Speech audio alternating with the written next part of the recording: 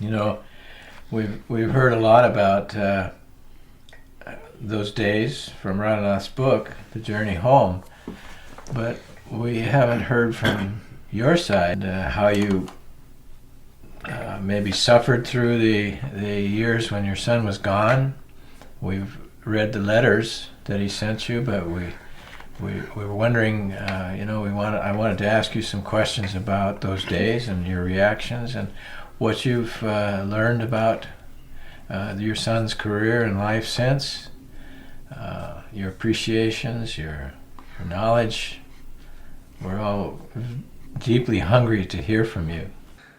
Well, Richard he was a tremendous young man. He had certain traits when he was young that naturally I was his father, and he was very concerned about everybody around him.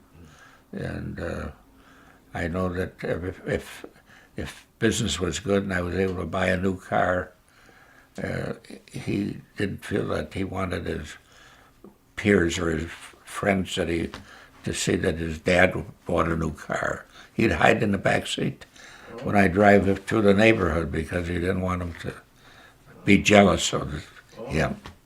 Another thing that happened, I joined a country club. I took my whole family to dinner there one day. It was my mother and father and my children and my wife. And when dinner was being served, Radhanath got up and excused himself and went out to the parking lot and sat in the car. And my father went out and asked him, he said, well, why did you leave? Why aren't you having dinner with us? He said, there's some friends of mine I go to school with, and I don't feel that they should be waiting on me. They're working in the restaurant here. So he was very concerned about other people's feelings. I think it was a 2-year college to start with, because he wasn't really sure what he wanted to do at that time. And then after the first year, him and Gary decided that they're going to go to Europe. And he said he would miss one semester, and they were going to be gone for 3 months. And I was reluctant to an extent, but I think that after talking to my wife, he would go on anyway, so he went with our blessing. We always thought that it was just a matter of a few months, 3 months or maybe 4 months, he'd be back. But when I got the letter from Iran telling me that he's going to India, and he gave me some of his thoughts that he was looking for something, and it shook me up quite a bit. But there wasn't much I could do about it. And the fact that he was separated from his friend Gary, which was very upsetting to me, because I always felt that the two of them were taking care of each other. And I just started imagining here this young boy on the road all by himself, and it was very disturbing. I mean, if I had a possibility of going out there and locking them up, bring them home, I probably would have, but I don't think there wasn't much I could do then. When I got the letter from Iran, and then I started getting other letters followed up that he was living in caves, and he was in jungles and things, nothing like the book. The book I probably would have lasted about, I'd have died if I knew what happened really, but I had enough information to know that he was living in caves, and here's a young man that grew up in a city in America, American life. How's he going to survive in caves? I mean, a matter of survival. And it was 24 hours a day. This was on my mind. I mean, it was a stress that never went away. I mean, it was with me all day, and I'd wake up in the middle of the night dreaming that he came home or that he walked in the house or something. And it was just terrible stressful every day, and that lasted for a couple of years. I tried one time, I went to the embassy I think they call it embassy, downtown. Indian Embassy? Indian embassy. And I asked him if there's some way I could bring him back, or what could I do? And I told him that he's living in caves. He said, if he's living in caves in India, he said, there's 1 million people. How are we going to find him in a cave? I had a friend of mine that we were lifelong friends. We used to, since we were 10 years old. His first name was Leonard. In fact, Leonard became the closest friend of Frank Sinatra. He became very successful. And him and Frank built homes together in Palm Springs. Oh, yeah. And he came into my office one day and he said his daughter was also in India and he didn't know where she was. Oh. He said, Jerry, he said, I'm going to call Frank, we're going to get his jet, and you and I are going to go to India and we'll find those two guys, my daughter and your son. I said, where were you going to look? My son living in a cave and I don't know where your daughter is. It was very stressful. Now that I look back at it, thank God that it came. Yeah. Well, Every time I would get a letter, it would be, oh, thank God he's still alive. I just was trying to understand him. I mean, I was trying to get inside his head as to what he's thinking about when he's writing these beautiful letters. I mean, but I'm not a psychologist or whatever people read these, and I reached out to everybody. Every time I got a letter, my mother, my best friends, my brother at that time was still alive, and my sons. I reached out to everybody. Every time I got a letter, which were not too often, but was it a month or 2 or 3 months, I got another letter. And everybody would have to review the letter and give me an opinion as to what's in his mind, what is he thinking about, and where's he going from here. It wasn't the fact of what he was doing, looking for something. The pain is I was just worried about him. The pain was the worry that he's in a foreign country, among foreign people. God knows, and the book proved that I had plenty of room. If you read the book, you'll know that I had a lot of room to worry, because look at all these things that happened with the dogs and the quicksand and God knows what other things that happened to him during that trip. But I was imagining a lot of terrible things too. Every day I went to sleep. If he's still alive, is he still out there somewhere? Am I going to hear from him again? And as it proved, it could have been possible under many instances that he would have been just disappeared and I would never have ever heard from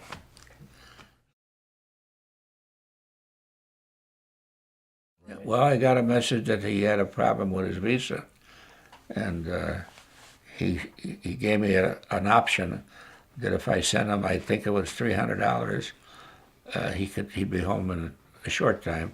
If I didn't, he'll be home in a couple months. So, but he gave me an address and I think it was some kind of an office to send the money to, and I did. And then I heard from him. It was quite a while. It was probably a couple months. He was in New York. He arrived in New York at the airport, and I says, "Get a plane and go down to Miami because Mother is there." He said, "I don't have any money." I said, "Well, I sent you enough money." He said, "I gave it away." When he got off the plane, I don't know. His hair was down. He looked like a caveman, like he had been living in caves. I mean, he was a hippie or whatever you call it. And he was different. He wouldn't sit on the chair. He was sitting on the floor. He wouldn't sleep in a bed. He slept on the floor. And then naturally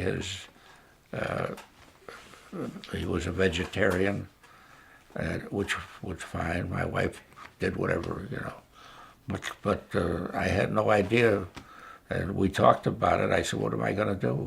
What can we do with him? Can't go back to school like this." But you were so happy to. Oh, I was happy he was there, Accepted But the happiness was there, but there's a problem. They can't send him back to school. You can't go to work. What can we do? But he solved it himself.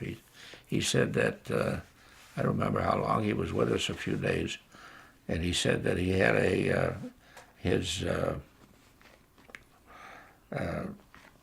guru was in New York, and he wanted to go back to New York.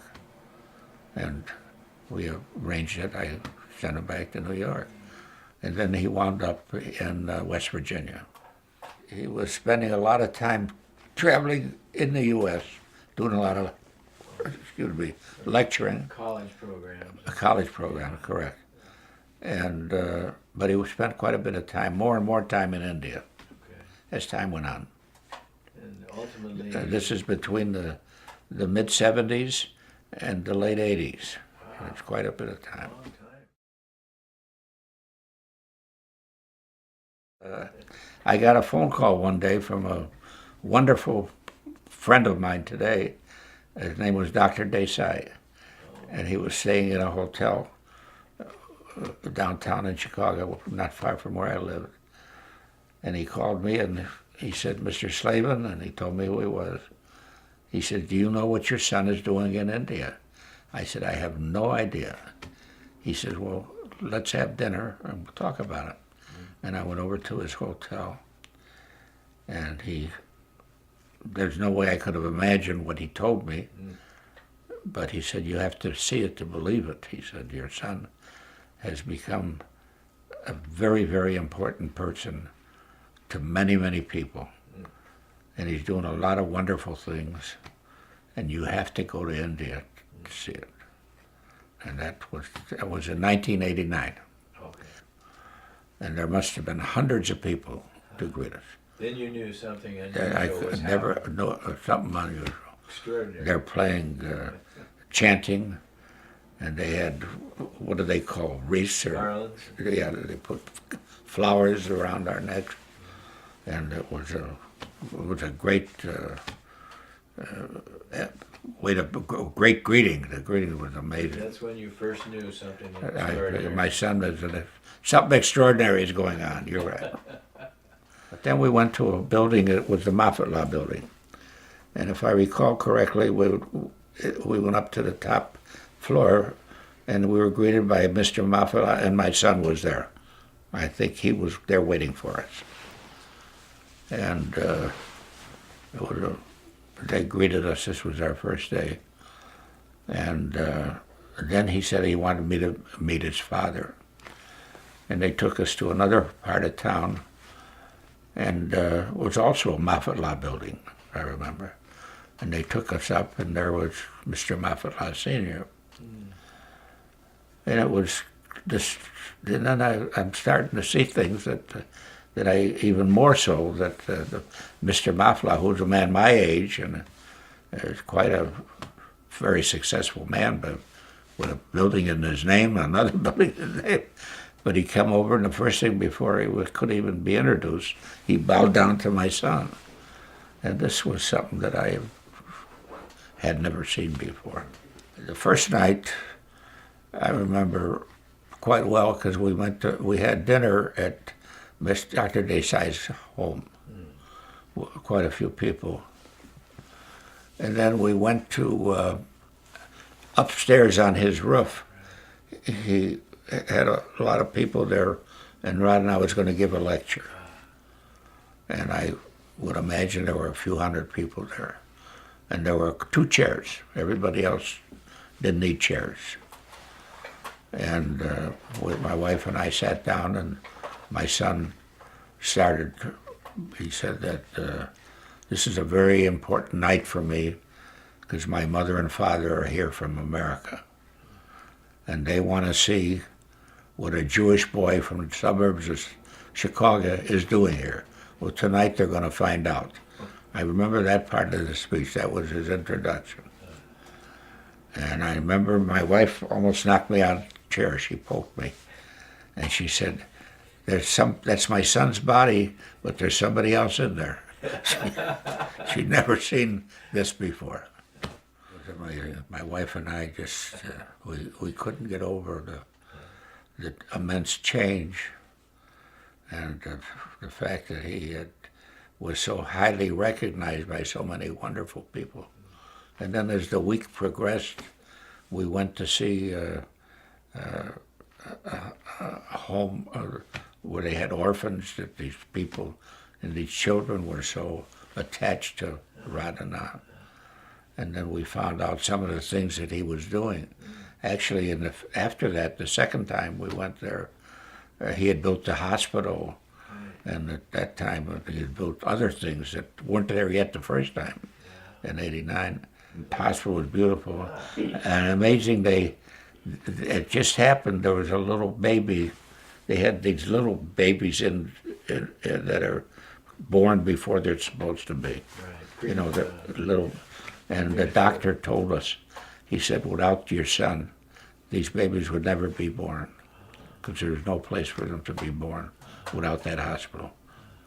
The experiences were that the people were just so wonderful. It was just every night we were at somebody else's home, and we were entertained by such meaningful people. I mean, in all my life, in America, I have never became so fond of so many people that I met in India. All these wonderful people in India that have been so wonderfully welcomed us so beautifully. When my wife and I and myself, when I came alone in India, I want to thank you with all my heart, because I'll repeat myself. I feel that at this stage of my life that my very best friends, unfortunately I can't be with them, that they are in India. And it just hit us at that time that all these stressful times we went through while he was in India, and we didn't know where he was, living in caves, all that matured into this wonderful, great man. He became a great man. What is your feeling about the Krishna religion? Oh, it's awesome.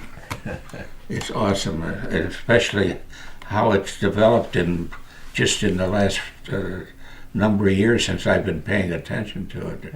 It's just awesome.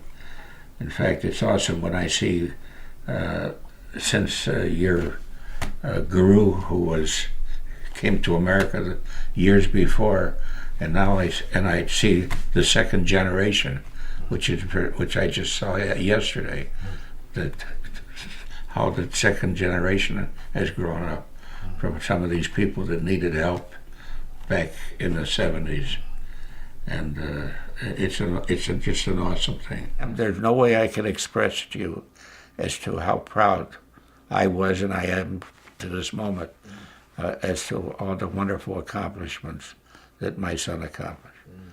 And I did realize the fact that all that terrible stress that I went through for 2 years was all worth it.